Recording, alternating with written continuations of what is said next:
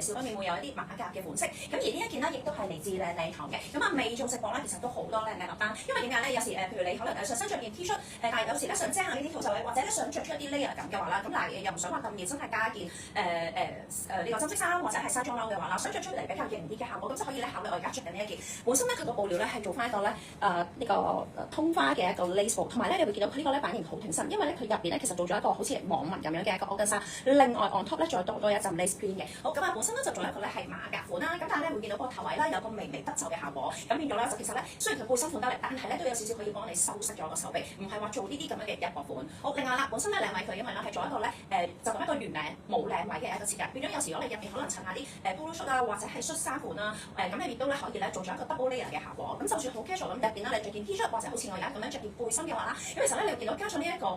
馬甲落去咧，咁即刻就算成個身上都只係得兩顏色，但係咧都可以着出一個咧層次感嘅感覺。好，同埋咧呢一個咧怕熱嘅靚靚，但係你又想有時做下啲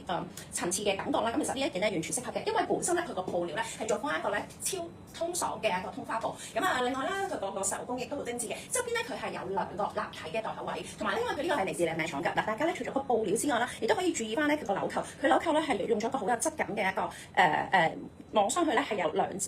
佢有個凹凸嘅一個效果嘅。外層啦就做咗一個咧就係一個好似鍍金咁樣嘅一個感覺。好，另外衫身因為夠長啦，頭先咧你會見到可能啲小外套啊或者背心啊，有啲都會比較短版嘅嘛。呢一件咧係可以去到一半 pat pat 嘅。咁啱晒有啲靚靚就話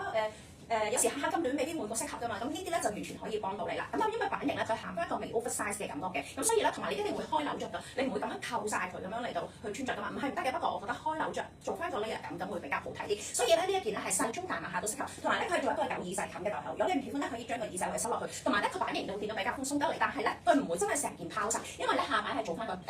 全件啦，下擺係做個橡筋帶，幫你收翻成個腰型嘅。